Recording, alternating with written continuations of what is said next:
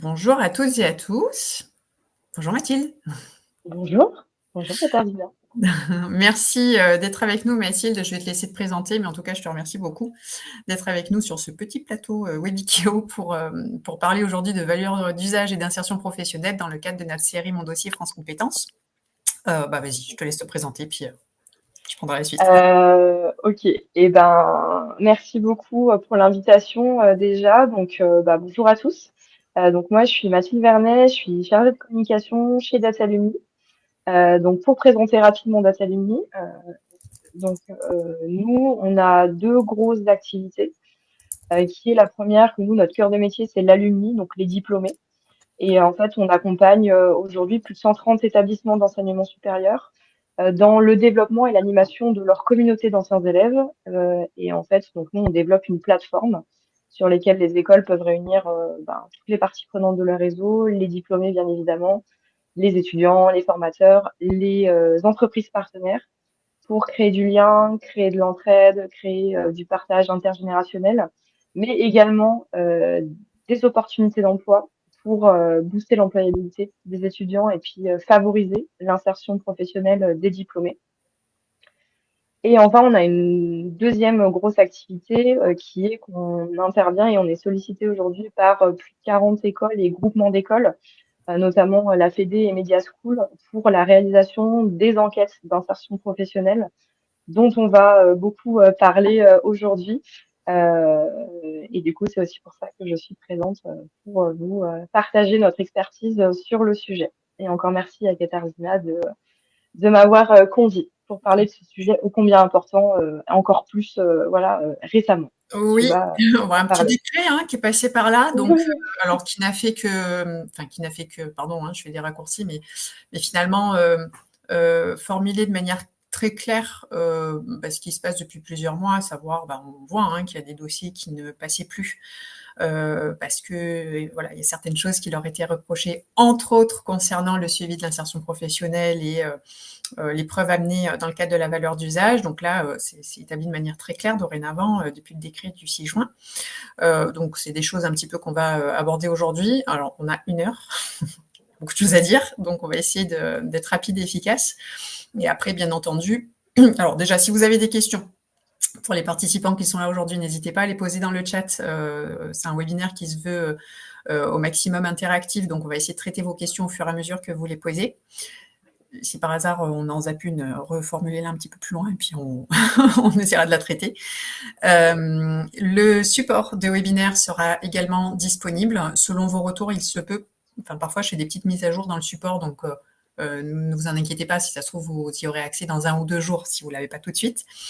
Et de la même façon, si vous avez des questions que vous voulez traiter de manière plus individualisée en dehors du webinaire, encore une fois, vous aurez les coordonnées, toutes nos coordonnées à la fin, donc n'hésitez pas à nous contacter. Pardon. Donc pour ma part, je suis Katarzyna Fossati, consultante en ingénierie qualité de la formation et de la certification. Donc je travaille sur ces sujets depuis, alors sur la formation depuis presque, même maintenant c'est plus de 20 ans, ouf, ça fait mal, et sur la certification depuis 2019, en fait, au moment de la transition CNCP France Compétences.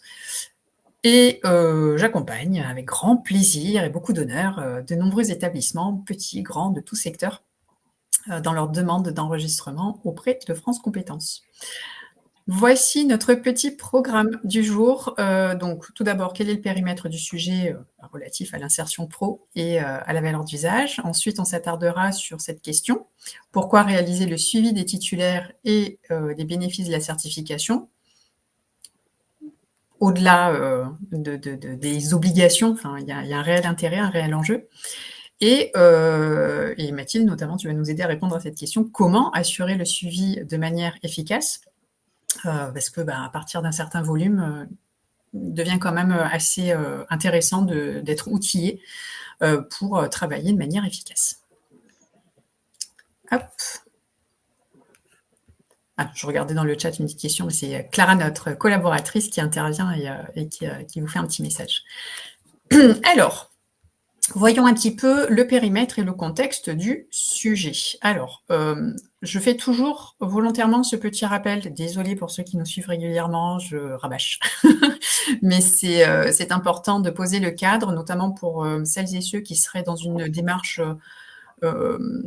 pour qui la démarche sera un petit peu nouvelle, de demande d'enregistrement. Attention à bien faire toujours la différence entre certification et formation. La certification n'est pas la formation. Ce sont deux démarches qui sont clairement complémentaires.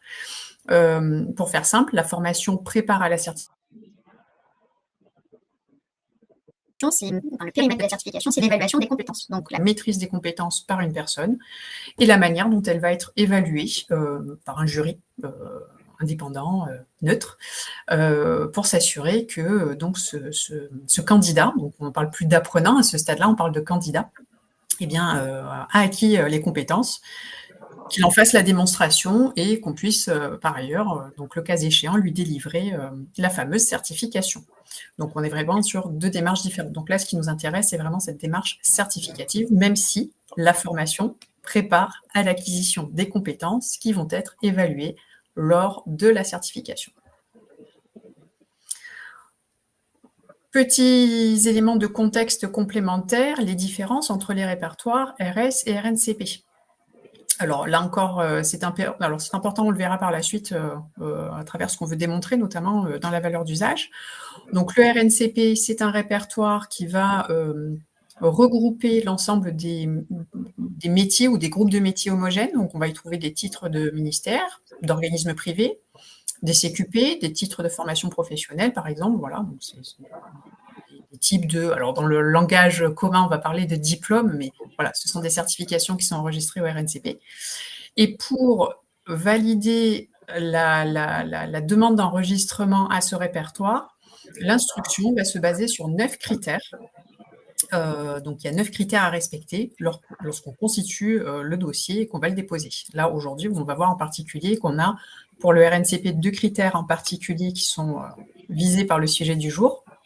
Ça, c'est pour le RNCP. Pour le RSCH, donc répertoire spécifique des certifications et des habilitations, là, on est plutôt sur un critère. Le RS, lui, ne concerne pas un métier dans son ensemble, il va concerner des ensembles de compétences. Des compétences qui peuvent être complémentaires à un ou plusieurs métiers ou des compétences dites transversales entre plusieurs métiers. Donc, je reprends toujours les mêmes exemples, mais voilà, c'est pour faire simple et pour bien resituer. Par exemple, un pâtissier, donc le métier de pâtissier, ce serait enregistré au RNCP. Maintenant, si notre pâtissier veut des compétences complémentaires de cake design, vous savez, ces jolies fleurs en pâte à sucre, voilà, qui vont décorer les gâteaux, etc. Eh bien là, on sera plutôt sur une certification qui sera enregistrée au RS. Et si, par exemple, je souhaite, dans le cadre du développement de mes activités, maîtriser la langue anglaise, eh bien là, il s'agira potentiellement d'une compétence transversale, puisque l'anglais peut servir à différents métiers dans le cadre professionnel. Voilà, je ne vais pas plus loin sur ces sujets, c'est juste pour poser des éléments de contexte. N'hésitez pas, si vous avez des questions, vous pouvez les poser. Hein. Merci Mathilde. Alors, valeur d'usage et insertion professionnelle, finalement, si on devait donner une espèce de grande définition un petit peu générique, eh bien, c'est tout ce qui va prouver que le dispositif d'évaluation des compétences, donc la certification, a été mis en œuvre, et surtout le suivi de l'impact des compétences acquises. Et ça va se faire notamment en étudiant ce qu'on appelle la trajectoire professionnelle des titulaires. N'hésite pas, Mathilde, à compléter, si on m'interrompre d'ailleurs. Non, c'est clair. C'est bon. Voilà. Donc, quand on constitue un dossier de demande d'enregistrement auprès du répertoire spécifique, donc là, je vais commencer par le RS, on va réaliser un ensemble de documents. Alors, parfois, ce n'est pas tout à fait intitulé de la même façon. Il y a plusieurs façons d'exprimer les choses. Bon, si ce n'est que le référentiel de compétences et d'évaluation, on parle même plutôt des référentiels de compétences et d'évaluation. Alors ça, c'est un terme, une appellation assez fixe. Donc, c'est le document dans lequel on va trouver la liste des compétences professionnelles, les modalités d'évaluation et les critères d'évaluation. On va avoir ensuite la note d'opportunité économique et sociale du projet, la valeur d'usage, qui se traduit par la mise en œuvre concrète de la certification, et j'insiste sur le mot concrète, ce qui veut dire que lorsque on va constituer cette valeur d'usage, eh bien, on va démontrer à France Compétences, et ce dès la première demande d'enregistrement, que la certification, elle a bel et bien été mise en œuvre. C'est-à-dire qu'il y a eu des personnes qui ont été formées et que ces personnes ont reçu des compétences, et on va exprimer comment ces compétences leur servent dans leur quotidien professionnel. Voilà, donc on ne peut pas être sur simplement quelque chose de déclaratif ou de spéculatif en disant si ma formation est enregistrée, si ma certification est enregistrée au répertoire spécifique, alors eh bien, je la mettrai en œuvre de telle et telle manière. Non, il faut montrer qu'elle a déjà été mise en œuvre. J'insiste sur ce point parce que c'est souvent quelque chose qui soulève des questions. Et puis après, on va avoir en parallèle de ça des documents comme la procédure d'assurance qualité, règlement d'évaluation. Alors parfois, ça peut être une espèce de 2 en 1, mais voilà. Globalement, c'est un document qui va établir les règles du jeu de la certification, la convention de partenariat et de co-certification s'il y a des co-certificateurs, et l'identification des correspondances, l'analyse des correspondances qu'on va fournir également au dossier. Alors, Stéphanie qui nous pose une petite question. Pourriez-vous rappeler comment ça se passe pour un nouvel entrant sans cohorte? Eh bien, c'est compliqué, pour faire simple. Alors, tout dépend de ce qu'on appelle les cohortes. C'est vrai que ce terme, quand on parle de cohorte, souvent, ça fait référence à du RNCP. Maintenant, pour le RS, on n'est pas si loin du sujet. En fait, l'idée, c'est que comment dire, quand vous allez... Ah, tiens, oui, on avait un petit bruit de fond. Je crois que ça venait du côté de Mathilde. Bon, super, merci Mathilde. Donc effectivement, quand vous allez déposer une demande d'enregistrement ORS et que c'est votre première demande, je vais reprendre ce que certains instructeurs utilisent comme terme. Je vais leur reprendre leur terme. Il faut donner confiance à France Compétences. Il faut donner confiance dans le dossier. Il faut montrer que le dossier est solide. Et pour montrer que le dossier est solide, bon, il y a un ensemble de choses à démontrer, notamment l'opportunité sur le marché du travail de cette certification, et surtout démontrer votre légitimité en tant que certificateur, et le fait qu'il y a des personnes qui se sont saisies des compétences que vous leur avez octroyées, et que ces compétences leur servent dans leur quotidien professionnel. Donc, ça veut dire que si vous n'avez pas... alors, après, peu importe comment vous allez présenter ça, je parle bien du RS sous forme de tableau, sous forme de texte. Il y a des lettres de témoignage aussi des titulaires qui vont pouvoir exprimer cela. Mais il va falloir que vous transmettiez à France Compétences l'explication de comment ces personnes se sont servies des compétences. Alors, ce que France Compétences ne dit pas, c'est combien de personnes doivent constituer cette cohorte ou cet ensemble de personnes qui maîtrisent les compétences. Alors, je ne veux pas du tout influencer quoi que ce soit, mais voilà, on a des porteurs de projets qui ont déjà formé 100 personnes, bon, bah, super. Et on a d'autres projets de certification, où, bah, tout simplement parce que c'est des compétences qui sont plus rares, ou avec des contextes bien précis, où on va déposer une demande d'enregistrement avec en présentant 5 à 10 personnes. Ce n'est pas non plus un ensemble de personnes très, très important en termes de volume. Donc, voilà, là, c'est un peu au cas par cas. Je suis désolée de donner des réponses un peu... voilà. Mais en tout cas, voilà l'idée. Je rebondis sur d'autres questions. Donc, le taux d'insertion à l'emploi dans le RS voulu par le décret du 6 juin est compliqué, car lorsque l'on forme des salariés à une compétence complémentaire, ils ne changent pas forcément de métier, ni même de poste. Oui, alors dans le cadre du RS, on n'est pas dans une évolution... Comment dire, on n'est pas dans un changement de métier ou dans un changement de poste. On est en revanche dans une évolution des compétences. Donc là encore, je reprends mon exemple de mon pâtissier.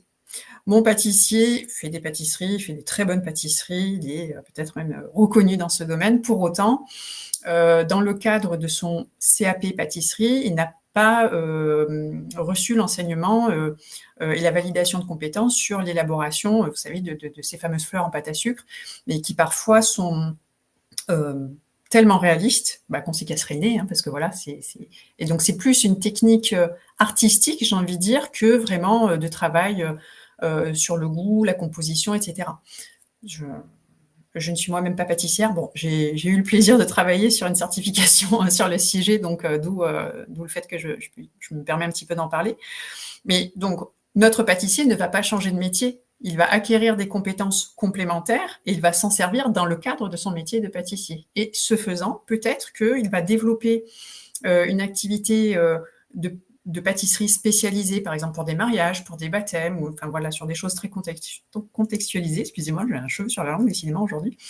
Et il va exprimer, par exemple dans une lettre des témoignages ou dans le suivi qu'on aura fait auprès de cet ancien titulaire, de comment il se sert de ses compétences, par exemple, combien de clients il a gagné, est-ce que ça a eu un impact sur son chiffre d'affaires, est-ce que ça lui a permis, je dis n'importe quoi, d'ouvrir une nouvelle boutique, ou d'orienter son activité, non plus sur du millefeuille assez classique, mais plutôt sur des gâteaux entre guillemets d'exception, parce que voilà, c'est.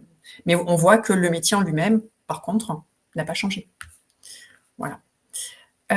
Jacqueline aussi, qui nous dit, si seulement 2 personnes pour la première cohorte et que les évaluations ont été faites par des formateurs, car certification pas encore enregistrée au RNCP, comment s'expliquer auprès de France Compétences? Oula, alors là, on rentre dans du détail hyper technique.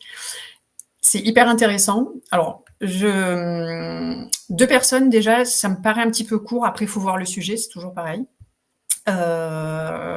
Comment s'expliquer auprès de France Compétences? Alors, moi, ce que je vous suggère, en tout cas, dans le cadre de dossier de demande d'enregistrement, de mettre en œuvre votre certification selon les conditions du réel, grandeur nature, donc avec un jury indépendant, et de mobiliser ce jury. Alors, bien sûr, peut-être que vous allez faire une première session et vous allez avoir les formateurs qui vont faire les évaluations, etc. Bon, ok, ça c'est bon.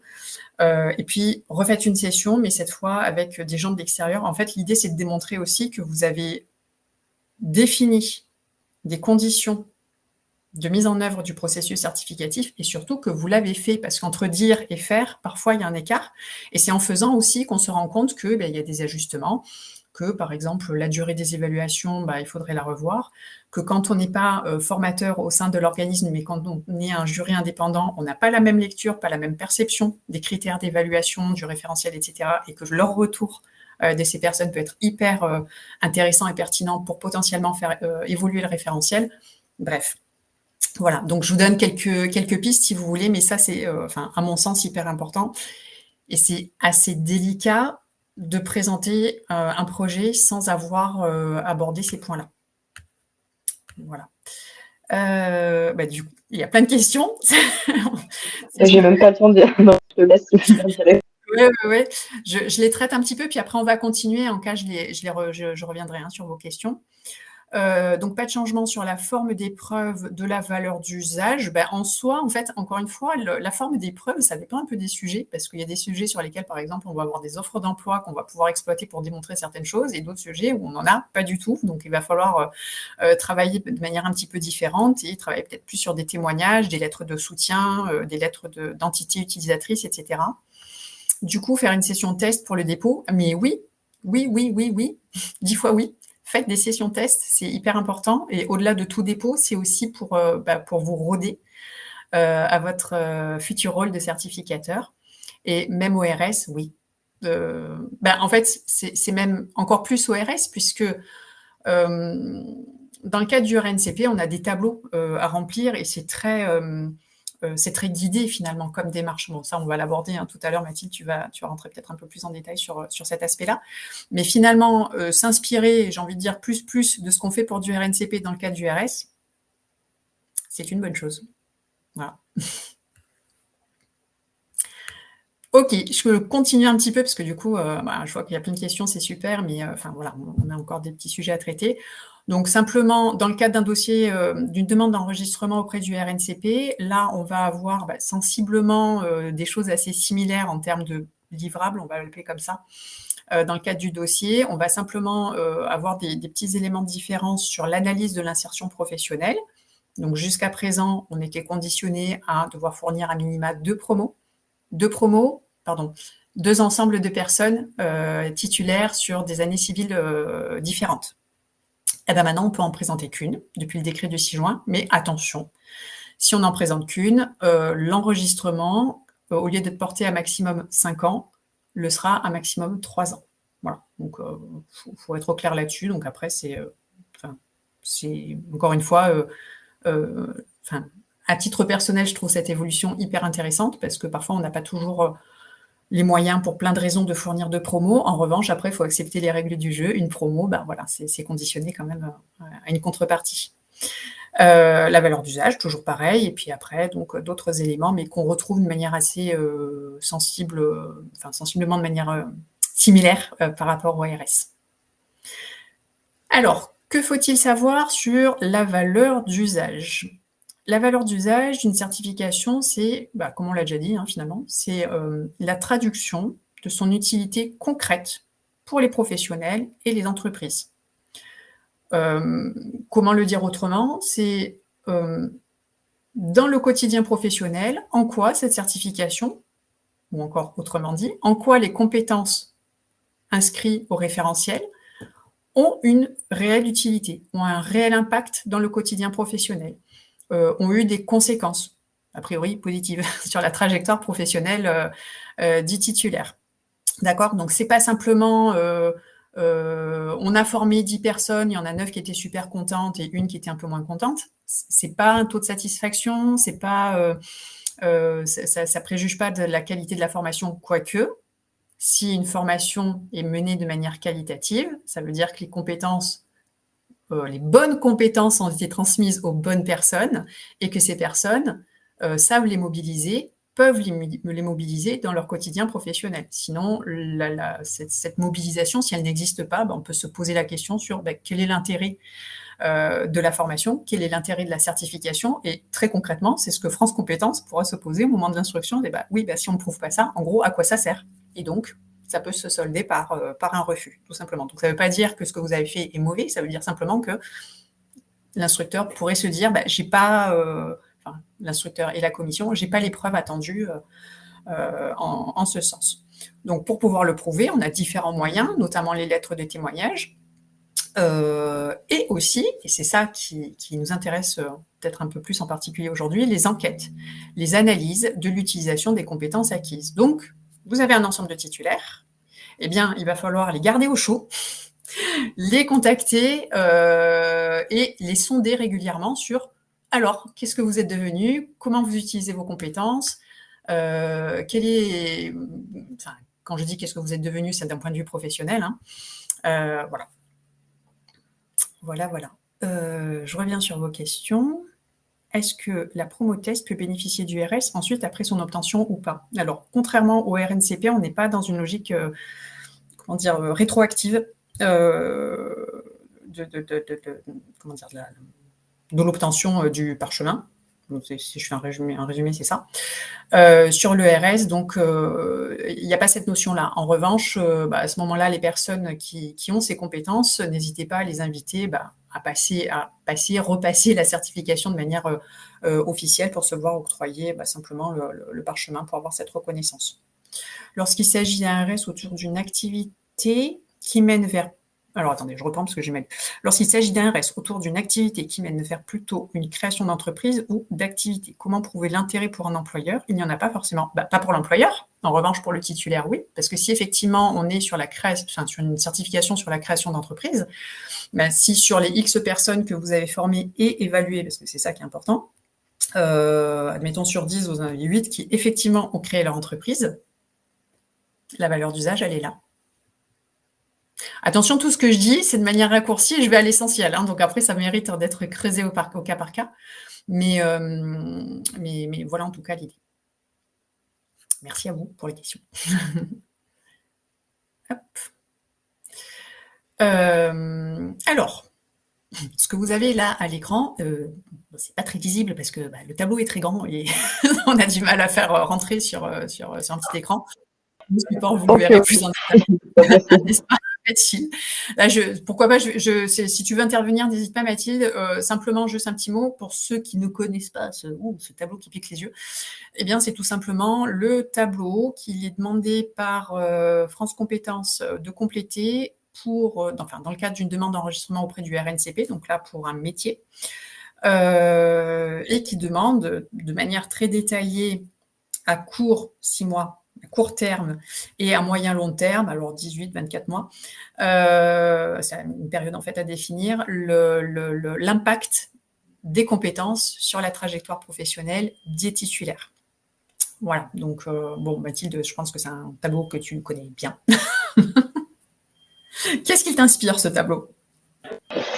Alors effectivement, donc ça c'est un tableau qu'on voit au quotidien hein, dans notre travail. C'est un tableau qui est pas évident à prendre en main parce que il y a beaucoup de choses qui sont demandées et essentielles et aucune question ne doit être laissée de côté.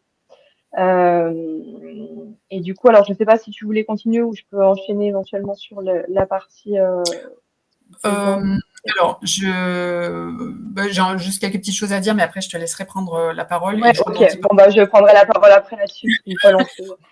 Oui, je pense que tu as plein de choses à dire et voilà, et plein de conseils sur le sujet.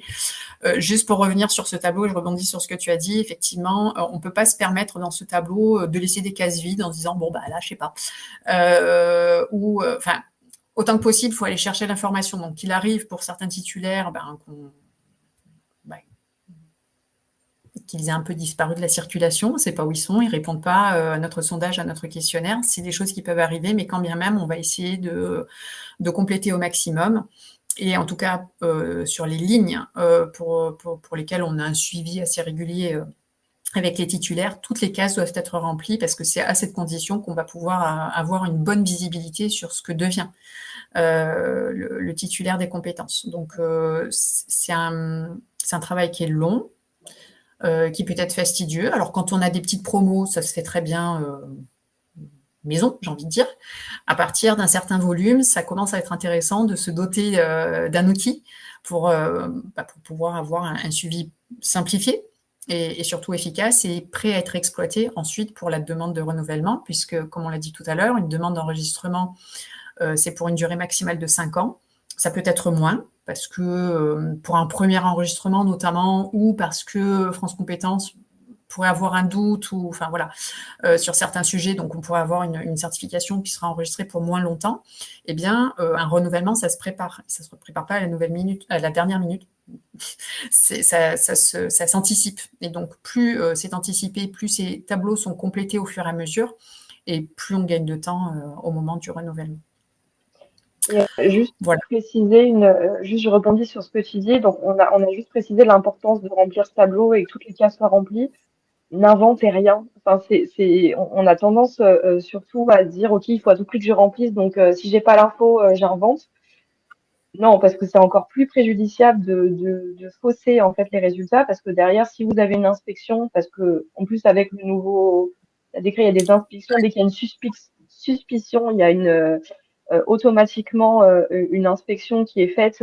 Donc en fait, ils appellent hein, des personnes et ils s'assurent que vous avez bien rempli. Pas de bol si vous avez une centaine d'étudiants sur lesquels vous avez menti sur la rémunération ou des choses comme ça. C'est encore plus préjudiciable de ne pas avoir l'information parce que du coup, ça montre que vous avez essayé de filouter, comme on dit. Donc Exactement. ça vous dessert pas. Quoi. Voilà. Et le décret le dit explicitement, pas en ces termes, hein, mais toute filouterie, c'est dit de manière un peu plus expose au fait que le dossier n'est même pas instruit. C'est-à-dire que si il y a une suspicion de quoi que ce soit sur, on a arrangé un peu la vérité dans les tableaux, en fait, le dossier n'est pas traité. Donc là, bon, voilà, clairement, il faut faire les choses de manière la plus transparente possible. Pour répondre à votre question, Samia, c'est un tableau qui est mis à disposition par France Compétences. Donc voilà, et puis on ne peut pas ajouter ou enlever des colonnes ou des cases. Hein, voilà, c'est ce tableau ou rien qu'il faut compléter de manière minutieuse. Gaëlle qui demande auriez-vous des recommandations en termes d'outils de suivi? Oui, ça va venir juste après, vous allez voir. En tout cas, voilà, c'est un outil que j'affectionne particulièrement. Il y en a d'autres, hein, mais voilà, aujourd'hui, ce webinaire, j'ai choisi de présenter celui-là parce qu'il me paraît assez intéressant. Enfin, c'est pas moi qui vais le présenter, c'est Mathilde. Alors, je poursuis un petit peu. Alors, pourquoi ce suivi minutieux est-il si important? Bon, je pense que là, voilà, hein, vous l'aurez compris, pour démontrer la portée, l'impact du projet. C'est aussi ce qui va donner confiance lors de l'instruction à France Compétences et à la commission qui est indépendante, hein, je le rappelle. Hein, c'est pas des membres de France Compétences qui statuent de manière définitive sur votre dossier. C'est une commission paritaire composé de représentants d'organismes indépendants. Donc, il faut garantir cette confiance, et ça se fait notamment à travers ça. La continuité de la pertinence de la pertinence ou la continuité de la pertinence de la certification. Autrement dit, cette certification, est-ce qu'elle a du sens pour le marché du travail? Est-ce qu'elle apporte une réelle plus-value pour ses titulaires ou pour les employeurs?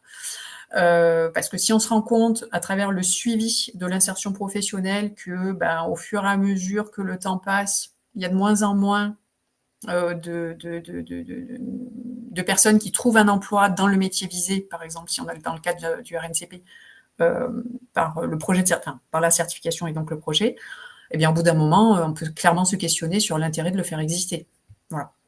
Et donc, c'est très important aussi, et tout simplement parce que ça va permettre de respecter les critères émis donc pour chaque répertoire respectif de France Compétences.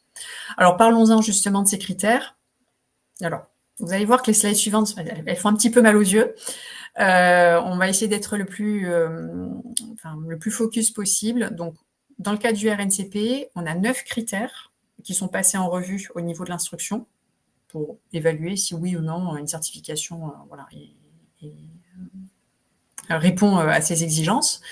En termes de suivi d'insertion professionnelle de valeurs d'usage, on va avoir 2 critères sur les 9 qui vont être particulièrement concernés. En l'occurrence, l'adéquation du métier concerné par le projet de certification professionnelle par rapport aux emplois occupés, s'appuyant sur l'analyse des promotions de titulaires retenus.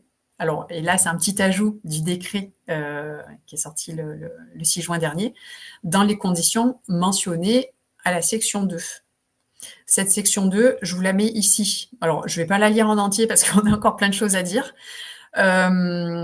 Mais voilà, c'est notamment à ce niveau-là que le décret précise que on a la possibilité de déposer une promo et pas deux. Enfin voilà, des choses comme ça. Mais je voulais volontairement intégrer ici pour que vous ayez en tout cas sur ces 2 critères, le texte dans son intégralité. Et deuxième critère pour le RNCP, l'impact du projet de certification professionnelle en matière d'accès ou de retour à l'emploi. Donc, c'est clairement écrit l'impact du projet de certification. D'accord ? Donc, on ne peut pas se dédouaner de ça. Il va falloir démontrer que la certification a eu un réel impact sur la trajectoire, donc que les compétences acquises apportent une réelle plus-value à son titulaire, dans le cadre de son travail. Et pareil, donc là, je vous ai mis la suite, les 2 bises de terre sur ce deuxième critère. Concernant le RS, donc même principe, on a des critères qui sont passés en revue. Ils ne sont pas au nombre de 9, contrairement au RNCP, mais au nombre de 6. Et donc, sur ces 6 critères, c'est surtout le premier, et s'il est en première position, c'est pas pour rien, le premier critère qui mentionne donc que l'adéquation des connaissances et compétences visées par rapport aux besoins du marché du travail, appréciées au moyen d'une étude complétée dans le cas d'une demande de renouvellement d'enregistrement par un bilan de la mise en œuvre de la certification ou habilitation précédemment enregistrée. Donc, en résumé, il va falloir démontrer l'adéquation des connaissances et compétences visées. Donc, encore une fois, l'impact des bénéfices, les bénéfices des compétences de la certification. Alors, hop, je reprends les petites questions. Alors, y aura-t-il un replay? Oui, ce sera disponible. Alors, dans l'espace Webikeo, si vous êtes abonné à la chaîne, ou de toute façon, en général, on fait un petit post sur LinkedIn pour dire que le replay est disponible. Hop, super. Je vous ai mis aussi la suite des 1 bis, inter, quater, etc. de ce premier critère. Il y a plein de petites choses à aller chercher. Tout ça, c'est des nouveautés qui sont amenées par le décret. Enfin, en tout cas, ça formalise des choses. Je vous invite à lire a posteriori pour qu'on puisse avancer sur notre webinaire. Alors, pourquoi réaliser le suivi des titulaires et des bénéfices de la certification? Je pense que maintenant, vous avez compris l'objet. Et Mathilde, doucement, je vais te laisser prendre le relais sur le pourquoi et surtout le comment de ce suivi.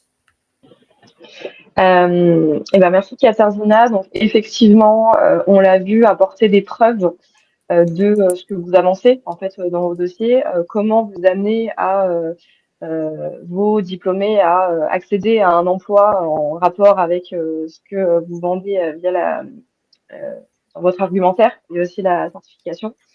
Donc en fait, ça permet de mesurer l'impact effectivement de votre certification sur le taux de l'emploi et où se dirigent en fait professionnellement vos diplômés.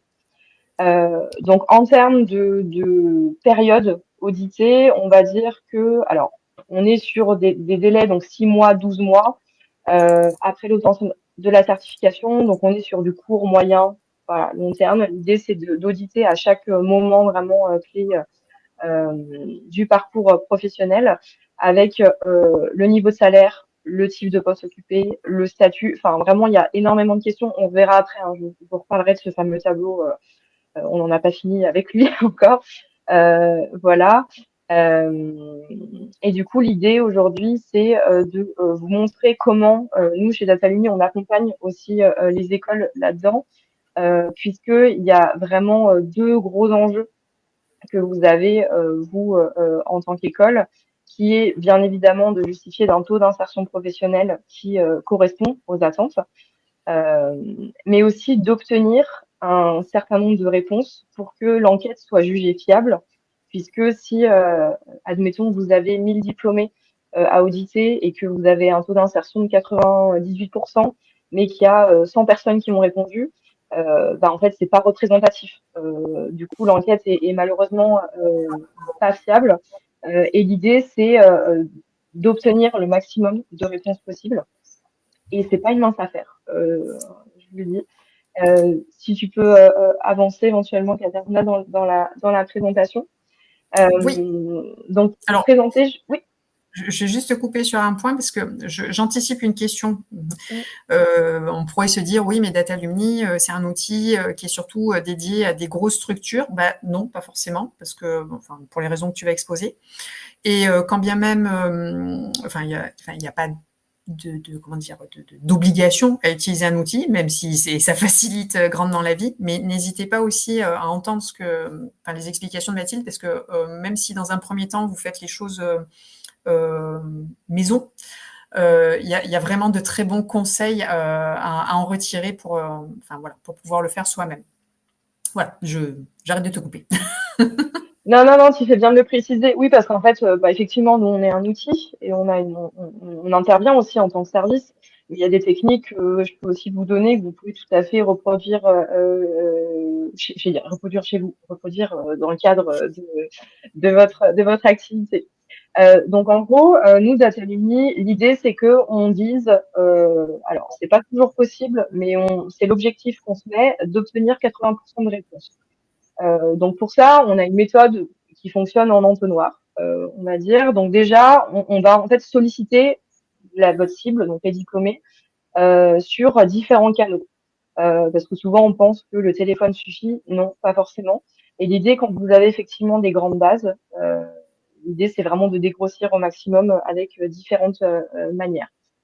La première, c'est qu'on va envoyer une phase d'emailing très classique. L'idée, c'est de contacter vos diplômés, d'expliquer en quoi consistent ces enquêtes, pourquoi leur retour est important, et puis un lien vers le formulaire classique. Et ensuite, nous, on envoie 2 relances mail. Et l'idée, c'est pour vous donner un petit peu des petits conseils qui nous fonctionnent, c'est que dans notre ton et discours, on va ajouter un petit peu d'humour pour désacraliser un petit peu le côté vraiment officiel de la demande. Et puis, en général, on glisse une petite phrase. Ah bah, vous n'avez pas répondu. Attention, on va être obligé de vous appeler. Enfin voilà, on essaye de dédramatiser ça pour ajouter un peu d'humour. Et en général, ça fonctionne bien. Et du coup, sur la partie des mailings, on arrive. Donc, je vous ai mis des taux de réponse indicatifs. Hein, ça dépend vraiment d'une enquête à une autre, mais on peut dire que c'est visiblement les résultats un petit peu les mêmes sur les différentes enquêtes. On obtient 25% de taux de réponse en général. Ensuite, ce qu'on va faire, c'est qu'on va prendre les non-répondants et du coup, on va dire, OK, on va passer à une autre méthode. Et on va passer à une méthode qui est facultative parce que ça dépend vraiment de votre cible, qui est l'envoi d'un message personnalisé sur LinkedIn.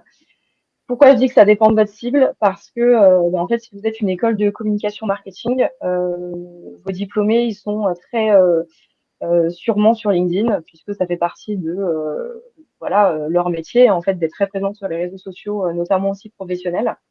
Si vous êtes, alors peut-être que oui, hein, mais un CFA BTP, ben, enfin, oui, dans le BTP ou des métiers vraiment plutôt de l'artisanat, où là, effectivement, une présence sur LinkedIn, c'est peut-être pas si évident que ça. Du coup, là, ça va être compliqué de les trouver. Donc, c'est pour ça que c'est facultatif, ça dépend vraiment. Et donc, nous, on a un outil qu'on utilise qui va permettre d'envoyer des messages en fait en masse personnalisés à ces différentes personnes-là. Et du coup, on est sur un ton de proximité qui est beaucoup plus proche, qui est beaucoup plus présent. Et du coup, on est sur des réponses beaucoup plus. On arrive à avoir plus de réponses là-dessus parce que c'est une personne qui s'adresse à une autre personne. La demande est moins officielle, on est plus sur un échange égalitaire, on va dire. Et là, on arrive en général à avoir 35% de réponses à l'enquête. Donc là, quand je vous dis, on fait pas l'enquête, on envoie le formulaire. Hein. Voilà, un formulaire qui permet de remplir les différents champs et remplir ce fameux tableau. Et ensuite, on n'écoute pas forcément la phase qui fonctionne le mieux et qui est la plus efficace, c'est quand même la phase d'appel. Néanmoins, c'est quand même une phase qui est assez ardue parce que, vous le savez, aujourd'hui, on est très sollicité par téléphone. Notamment, il y a beaucoup d'enquêtes. On est très sollicité pour des enquêtes. Il y a beaucoup aussi d'arnaques qui se font par appel, par SMS. Du coup, il y a une méfiance énorme de la part des personnes et notamment de vos diplômés également. Et du coup, donc nous, en fait, si vous voulez, chez Datamini, on a une équipe d'enquêteurs qui est formée spécifiquement à ces enquêtes-là. Et là où je peux vous donner un conseil, c'est vraiment de former vos équipes qui sont en charge de ça, parce qu'on pense, on dit, bon, allez, je vais décrocher mon téléphone. Et en fait, non, il faut vraiment faire preuve de pédagogie, il faut être en capacité de pouvoir rebondir très rapidement. Nous, par exemple, on forme effectivement nos équipes à savoir expliquer clairement en quoi consistent ces enquêtes, pourquoi c'est important de répondre, comment sont utilisés les résultats, faire preuve vraiment de transparence, de pouvoir aussi rassurer et pouvoir rebondir en cas de mécontentement, parce que parfois on appelle des personnes qui sont un petit peu désagréables. Voilà, ça arrive, on peut en avoir des personnes qui ne souhaitent pas donner certaines données. Notamment, je vous donne un exemple, la donnée salaire. Il y Ouais, a une c'est vraie compliqué. pudeur. Il y a Le une suivi de vraie, salaire, ouais, c'est très compliqué. Ouais. ouais, c'est très compliqué de parler salaire en France. Et en fait, certains, quand on leur demande, ils disent oui, mais pourquoi vous voulez savoir ça? Et en fait, c'est de les rassurer, de leur dire, mais en fait, nous, moi, je m'en tant mieux si vous gagnez bien. Enfin, voilà, me dit, c'est pas le sujet. C'est vraiment de leur expliquer comment c'est utilisé, c'est anonymisé. Enfin, voilà, il y a pas votre prénom et votre nom à côté du salaire. C'est pour apporter des stats. C'est pour aussi être transparent vis-à-vis des étudiants sur, en fait, les taux d'insertion, sur les fourchettes de salaire, sur les typologies d'emploi. Enfin, vraiment, toutes ces données qui permettent d'alimenter tout cet argumentaire-là aussi de votre côté. Et du coup, donc, d'être en capacité de rassurer et d'être en capacité aussi de rebondir sur certaines réticences. Par exemple, ça peut arriver, on peut pas plaire à tout le monde malheureusement, que des alumni sondés, en fait, ont une mauvaise expérience au sein de leur formation et se disent, bah, pourquoi je vous répondrais, j'ai pas envie de vous aider. C'est déjà arrivé, hein, pour vous dire. Et en fait, c'est de aussi être en capacité de leur dire, OK, ben, on est vraiment désolé, on comprend, voilà, on essaye de s'améliorer au quotidien. Par contre, ces enquêtes, elles sont aussi utiles pour les futures générations, pour que nous, on soit transparents sur le taux d'insertion.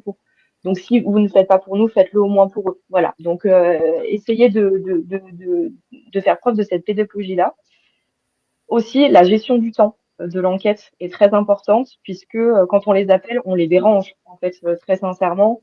On n'appelle pas, on appelle hors des heures de travail, mais on appelle pendant la pause déjeuner, on appelle pendant les activités extra-professionnelles. Donc, de toute façon, on les dérange. Ils sont en train de faire quelque chose. Et si l'enquête dure 5 minutes et qu'on s'engage à ne leur prendre que 5 minutes de leur temps, il faut vraiment que ça dure 5 minutes. Du coup, il y a un réel entraînement, ce qui implique de savoir exactement de connaître l'enquête en fait sur le bout des doigts. Et vous l'avez vu, il y a beaucoup de questions. Et du coup, c'est de savoir quelle question arrive après quelle question, quelle donnée est attendue.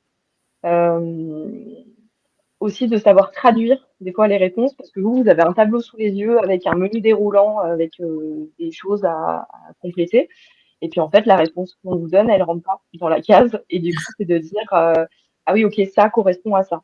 Je vous donne un exemple typique de ce qu'on a, c'est on va poser la question est-ce que vous étiez en activité 6 mois après l'obtention du diplôme Ah bah non, j'étais en congé maternité. Oui, donc vous étiez en activité. Enfin voilà, donc essayez de traduire, ou alors est-ce que vous étiez en activité?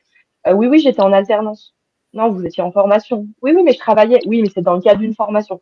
Voilà, donc parfois on peut aussi se faire avoir comme ça et de pouvoir aussi rebondir dès qu'il y a quelque chose qui n'est pas clair, ou il y a une incohérence par rapport à ce qu'on vous a dit avant. Et ça, en fait, ça demande un travail vraiment d'entraînement. Et c'est comme ça, en fait, qu'on obtient le maximum de réponses qui sont complètes et qui sont vraies. Et c'est encore d'autant plus important aujourd'hui avec le décret où le droit à l'erreur est de moins en moins, enfin voilà, là encore de plus en plus, de moins en moins toléré. Ça l'était déjà pas avant, mais on a toujours agi dans cette démarche-là. Là, c'est mis clairement, je pense que voilà, c'est mis noir sur blanc sur le décret. Mais l'idée, c'est comme ça qu'on arrive à obtenir le maximum de réponses. Et enfin, on arrive sur une dernière phase si vraiment on n'arrive pas à obtenir des réponses, parce que parfois il y a des non-répondants, il y a des gens qui ne répondent pas. L'idée, c'est qu'on va toujours sur LinkedIn aller rechercher l'info, parce que le but, c'est de montrer en fait que vous avez tout fait pour essayer de répondre au mieux à l'enquête et d'aller récupérer la donnée sur les profils LinkedIn. Donc bien sûr, si on voit qu'un profil est dormant depuis quelque temps, on va pas aller parce qu'on préfère ne rien mettre plutôt que de mettre de l'information qui est erronée, comme je vous l'ai précisé un peu avant. Par contre, là où on arrive à avoir de l'information, il faut savoir que ce sont des réponses qui sont incomplètes parce que notamment la donnée salaire, la donnée statut, voilà, il y a des données qu'on n'a pas sur LinkedIn. Néanmoins, c'est toujours mieux de faire son maximum en fait et de prouver à France Compétences que ok là l'info je l'avais pas parce qu'en fait j'ai plus contact, mais j'ai tout fait en fait pour vous montrer que je suis de bonne foi et que j'essaye de vous apporter des résultats au plus proche de la réalité. Et donc tout ça, en fait, donc c'est une méthode que nous on utilise et qui fonctionne très bien. L'idée c'est vraiment d'aller solliciter vraiment sur plusieurs canaux et de pas se dire j'utilise que le téléphone et d'essayer d'avoir une approche qui est pédagogique, qui est de rassurer et d'être bienveillant. Enfin voilà, on sait qu'on enchaîne les appels, c'est compliqué, mais c'est Ouais. assez important. Tout ça, pour obtenir ces réponses-là, il y a aussi une pédagogie à avoir de votre côté, déjà en amont. Ah, j'allais y venir. C'est très bien que tu Ouais, le dises, ouais. ouais, parce qu'en fait, on se rend compte, surtout quand on a des diplômés, qu'en fait, il y en a beaucoup, et beaucoup, vraiment beaucoup, qui savent pas ce que c'est, ces enquêtes. Ils disent, mais attendez, c'est pourquoi, et pourquoi je vous répondrai. Et du coup, on passe beaucoup de temps à argumenter, à essayer de leur expliquer ce qu'est l'enquête, là où, de votre côté, vous pouvez peut-être déjà faire le travail en amont. Je pense que tu peux passer à la slide après, Katarzyna. Euh, sur notamment quand ils sont encore étudiants, où justement là où vous allez leur parler, vous leur présentez la cartographie des emplois, les fourchettes de rémunération, de profiter de ces moments-là pour les sensibiliser sur, vous voyez là on vous partage des statistiques, ces statistiques ont été obtenues grâce à nos diplômés, et vous en fait vous allez être sollicité aussi dans tant de mois, tant d'années, enfin et l'idée, c'est vraiment de les sensibiliser là pour que quand derrière vous allez les appeler, ils vont vous dire ah oui c'est vrai on m'avait prévenu, je suis au courant, ok pas de souci. Vous avez aussi des techniques pour obtenir l'information, même si vos étudiants sont plus dans le cursus. Il y a des écoles qui se servent d'événements très concrets liés à l'insertion professionnelle, notamment les remises des diplômes. On a une école avec laquelle on travaille qui profite des invitations aux remises des diplômes pour sensibiliser sur les enquêtes. Et comme ça, on arrive à un événement d'histoire de se dire, bah, je n'envoie pas un mail qui sort de nulle part pour parler des enquêtes. Je vous envoie ce mail dans le cadre de votre remise de diplôme, car vous allez bientôt être inséré, enfin voilà, vous êtes déjà inséré professionnellement, et bah, on aimerait bien savoir et vous suivre en fait ce que vous devenez. Et du coup, ne pas hésiter à vous vraiment vous accrocher aussi à des événements factuels pour avoir le maximum aussi de réponses Alors, là-dessus. je vais juste, excuse-moi, enfin, je t'ai peut-être coupé au milieu de ta phrase, mais comme j'ai des Non, petites pas du questions tout. qui apparaissent, c'est juste pour les Oui, traiter pas du tout. au Ouais. fur et à Oui, mesure. oui, pas de souci.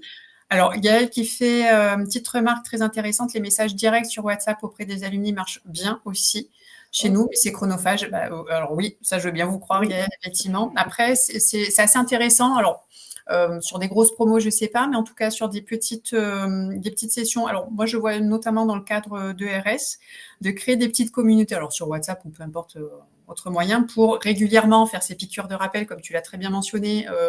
Vous êtes formé, vous avez été évalué dans le cadre d'un parcours certifiant dans votre intérêt, et je dis bien, c'est bien dans l'intérêt des titulaires aussi, puisque s'ils ne répondent pas à ces enquêtes, eh ben, la certification risque de disparaître parce que manque de confiance égale non-réenregistrement auprès de France Compétences, et non-réenregistrement veut dire disparition de la certification. Donc si le titulaire il se retrouve, alors je fais des raccourcis encore, mais avec une certif obsolète, c'est dommage. Donc c'est aussi dans son intérêt que de voir perdurer la certif dont il est titulaire. Donc voilà, c'est un moyen comme un autre, effectivement, de garder le contact et de pouvoir récupérer cette donnée-là.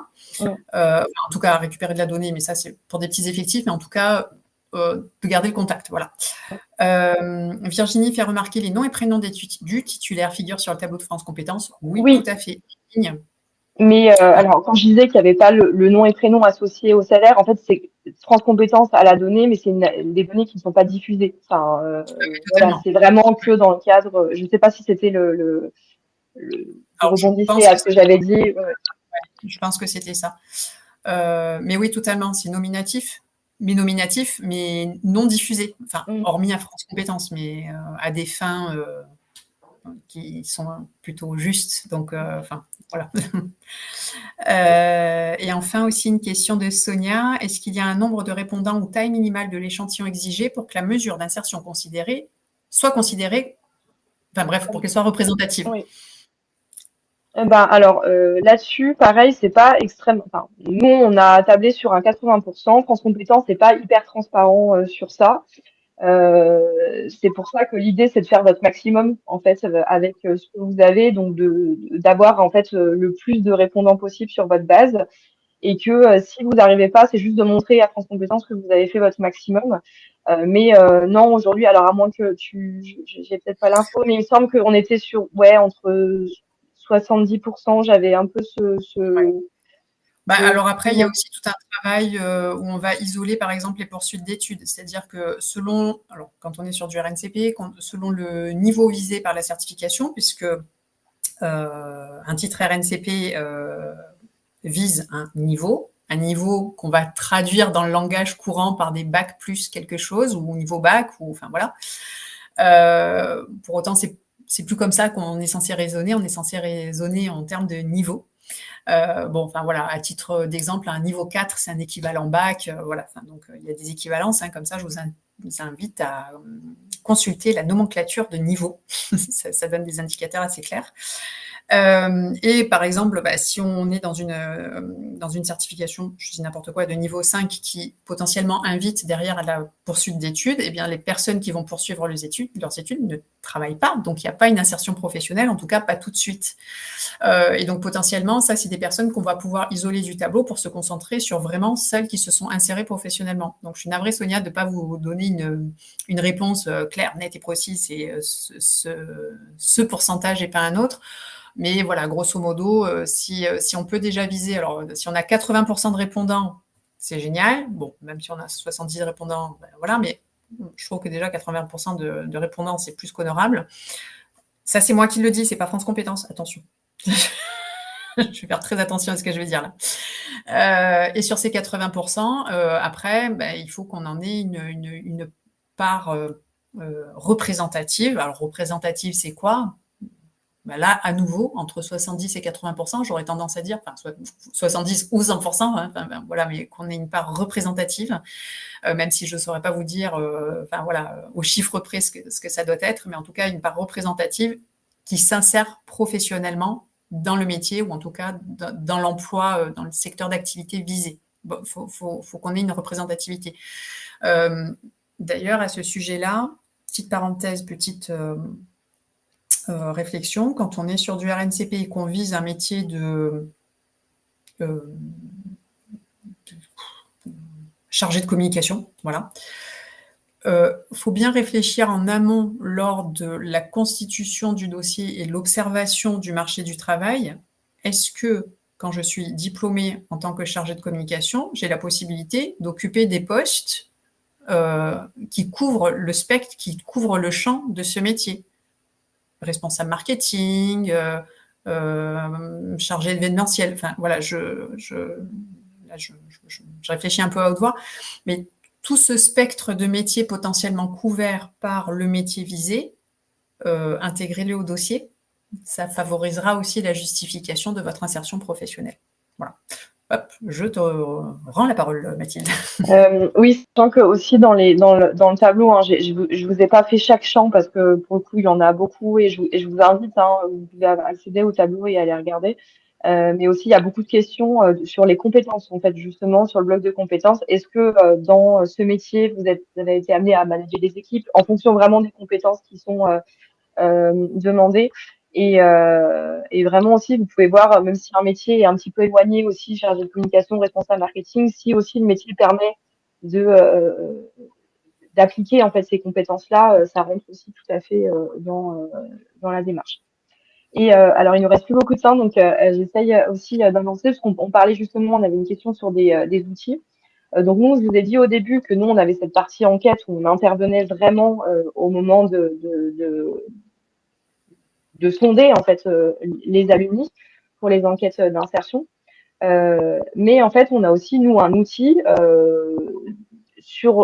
lié à l'alumni qu'on a pensé en fait pour justement suivre l'insertion professionnelle des diplômés, parce que ça a toujours été aussi le cœur de notre préoccupation vis-à-vis de tout ça, c'est s'assurer que la formation en fait permet bien d'accéder à un emploi dans le domaine d'activité et le secteur d'activité précis.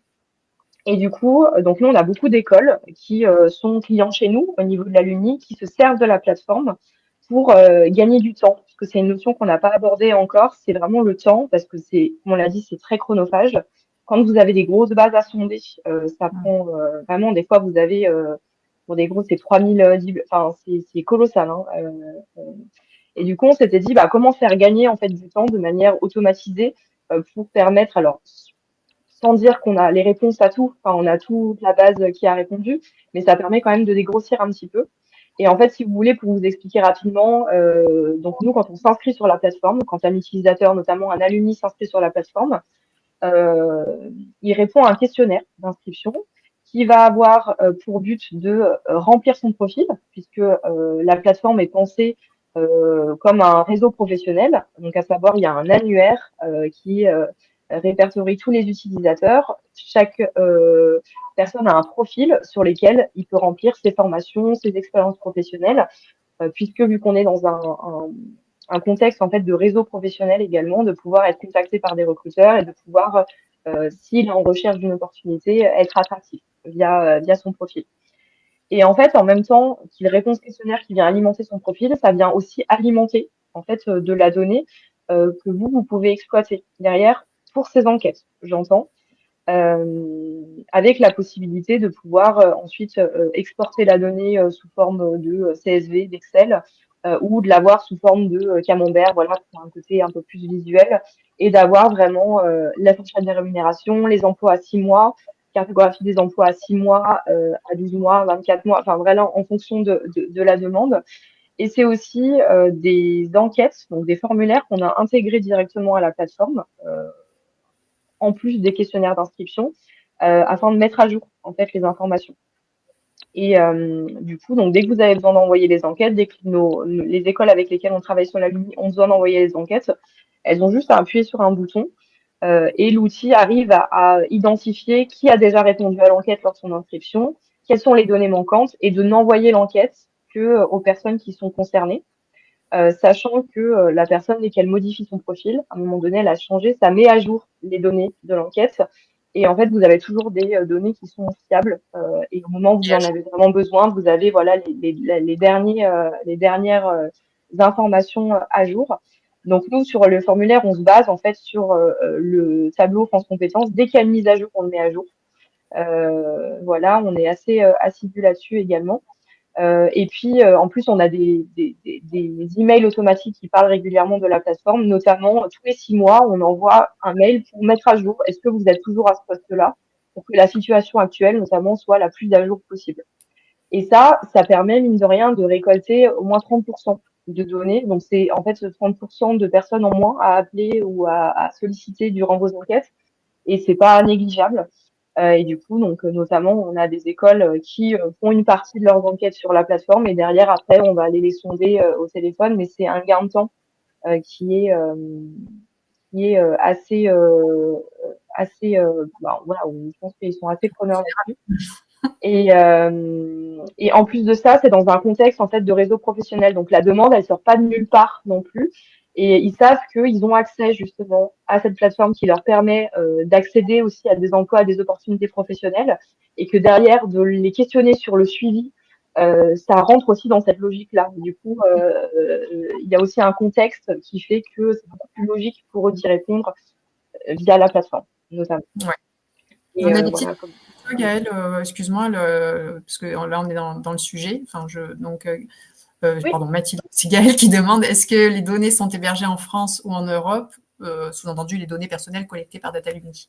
Oui, alors en fait, nous on est prestataire en fait des écoles, donc en soi il n'y a aucune donnée qui nous appartient, voilà. Nous c'est effectivement hébergé en France, voilà, données personnelles collectées par Datalumi, voilà. Donc effectivement on est hébergé en France, mais on n'est pas propriétaire de ces données. Donc ça veut dire qu'en fait on n'a aucun droit de nous d'exploitation de ces données-là. C'est les données, enfin c'est l'école en fait qui est responsable de ça. Et en fait, on est en termes de RGPD, je le précise aussi parce que c'est aussi important. En tant qu'école, vous avez pour devoir entre guillemets de former en fait, les étudiants, mais le suivi en fait de l'insertion professionnelle, notamment dans le cadre de ces renouvellements, ça fait partie aussi de vos missions. Et du coup, vous avez tout à fait en droit, ne serait-ce que d'offrir un réseau professionnel à vos alumni, libre à eux ou pas de participer ou non.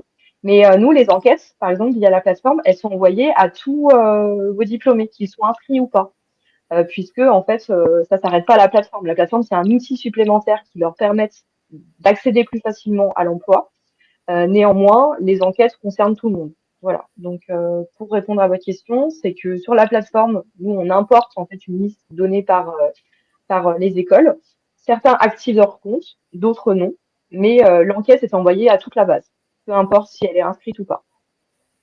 Oui, c'est un complément. Ok, super. Très bien. Enfin, pardon, du coup, je suis passée sur la slide suivante. Non, non, mais non, voilà, oui, j'avais terminé là-dessus, parce que du coup, je sais pas si en termes de temps on peut dépasser un petit peu ou pas, ou si ça se coupe, mais Chouïa, mais après, je sais que, enfin voilà, midi, c'est toujours l'heure, l'heure ouais, fatidique où on a faim, donc des voilà. Mais en enquêtes. fait, l'idée, c'est aussi pour terminer là-dessus, c'est que je vous disais, là aussi, votre pédagogie et votre impact, il est important. C'est ce que vous mettez en place en fait au sein de vos formations, puisque forcément tu l'as dit Katarzyna, c'est que si la formation est aussi qualitative, forcément ça va avoir un impact sur la suite. Mais c'est aussi dans cette démarche que on travaille avec certaines écoles, c'est quels outils aussi vous mettez à disposition pour faciliter l'insertion professionnelle dans un réseau où les secteurs d'activité, en fait, vu que c'est un cercle vertueux, vous restez dans le même secteur. Vous mettez pas en relation des alumni en communication avec je sais pas, je reprends mon exemple avec des professionnels du bâtiment, par exemple. Donc en fait, on reste dans une cohérence de secteur d'activité qui derrière peut faciliter en fait et favoriser une bonne insertion professionnelle. Voilà. Ouais, tout à fait. Tiens, Laure aussi qui pose une question. Bonjour, le formulaire d'enquête doit-il mentionner la RGPD? Alors, formulaire, why not, mais au-delà de ça, alors, ce qui est très intéressant, pertinent, c'est de mentionner ces éléments dans le règlement de certification. En fait, lorsque un apprenant dans un parcours certifiant va s'inscrire à la formation qui vise une certification, c'est tout de suite lui communiquer et de lui faire signer un document qui correspond à un règlement de certification, lui expliquant justement que le suivi va être fait, qu'il y a une collecte de données qui va être faite et que tout ça va se faire dans le respect de la RGPD avec mention d'un référent en la matière, etc. Donc ça, c'est des choses qui doivent être cadrées et c'est inhérent finalement à l'activité de certificateur parce que ces échanges avec les alumni, les titulaires, enfin voilà, ça fait partie de toute façon de la vie d'un certificateur et ça se répercute entre guillemets par ricochet entre le certificateur et ses potentiels partenaires habilités. Vous savez que vous pouvez être en tant qu'organisme de formation habilité par un certificateur pour former, c'est-à-dire pour préparer à la certification et ou évaluer pour organiser donc les épreuves certificatives. Donc encore une fois, tout ça, ça va être cadré par ce règlement. Et d'ailleurs, j'en profite pour vous toucher un mot là-dessus, c'est que en parallèle de ces webinaires, on organise, alors du coup, on va le faire de manière assez régulière parce que, voilà, c'est assez intéressant. On fait des petits ateliers thématiques pour la note d'opportunité, pour les référentiels. Donc, la note d'opportunité, c'est demain. Le prochain sur justement le sujet du jour, donc le suivi de l'insertion pro, comment le mettre en œuvre, et cette fois de manière concrète. Donc là, on rentre dans un dossier, je vous sors des cas d'école et on le travaille ensemble. Donc, celui-là aura lieu le 4 juillet. Et on fait comme ça un roulement sur ces petits ateliers, sur chaque éléments du dossier. Bon, série qu'on va refaire du coup cette année parce que suite au décret, voilà, il y a des choses qui se renforcent et qui viennent en plus. Donc, n'hésitez pas si ça vous intéresse à nous rejoindre. Par contre, on limite le nombre de places à 6 personnes pour chacun de ces ateliers. Voilà, donc l'atelier dont je vous parlais ici sur la valeur d'usage d'insertion pro. Donc voilà les petits points qui seront abordés, diagnostic personnalisé du projet, construction étape par étape, la démonstration de la valeur d'usage, etc. Donc ça, c'est pour le 4 juillet. Si vous êtes concerné par un projet ou que vous-même vous êtes porteur d'un projet de certification ou que vous accompagnez un projet de certification, ces ateliers sont faits pour vous, n'hésitez pas à nous rejoindre. Vous avez ici mes coordonnées. Je vais, donc en tout cas pour les participants et via LinkedIn, relayer aussi des petites informations concernant Datalumni. En tout cas, voilà, l'expérience Datalumni, pour le voir à travers certains certificateurs, et notamment voilà, des établissements qui ne savent pas par quel bout s'y prendre, etc., et qui travaillent avec Datalumni,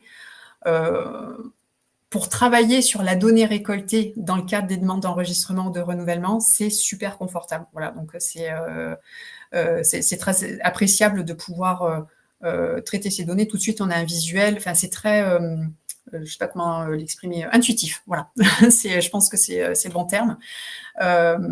Donc, Mathilde, est-ce que tu as quelque chose à rajouter pour le mot de la fin? On a essayé de respecter. Ouais, alors on a 6 petites minutes de retard, promis, on va pas vous prendre trop de temps, vous allez pouvoir aller manger.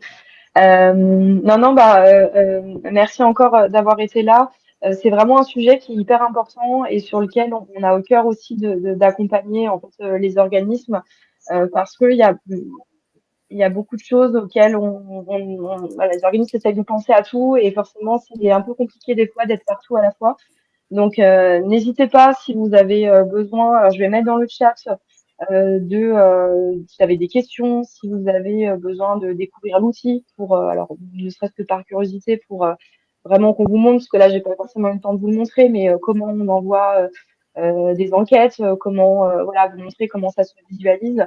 Je vous mets un petit lien, je sais pas si j'ai la main ici, avec Clémentine qui est ma collaboratrice, qui peut vous montrer l'outil ou ne serait-ce que parler des enquêtes, de notre méthode. Voilà, n'hésitez pas. Même besoin de conseils. Enfin, voilà, il n'y a aucun souci là-dessus. On est très à l'écoute.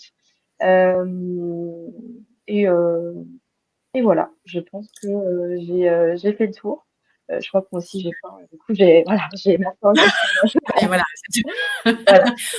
Non, mais merci encore et on espère que ça a pu vous être utile. On a essayé de dire beaucoup de choses en peu de temps. Donc, désolé s'il manque certaines informations, mais on est toujours là pour échanger. Voilà. N'hésitez pas en off vraiment à nous contacter, ce sera avec grand plaisir. N'hésitez pas à rejoindre aussi le prochain webinaire. Merci beaucoup pour votre présence. Merci à celles et ceux qui suivront le webinaire en différé. Et à très bientôt pour un nouveau sujet.